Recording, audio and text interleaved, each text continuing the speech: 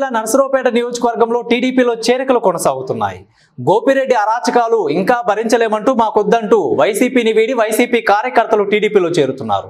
నర్సరావుపేట పట్టణంలోని 23వ వార్డుకు చెందిన 15 వైసీపీ కుటుంబాలు టీడీపీలో చేరారు. వీరందరికీ ఎమ్మెల్యే అభ్యర్థి డాక్టర్ చదలవాడ అరవింద్ బాబు పార్టీ కండువా కప్పి సాదరంగా ఆహ్వానించి భరోసా ఇస్తున్నారు.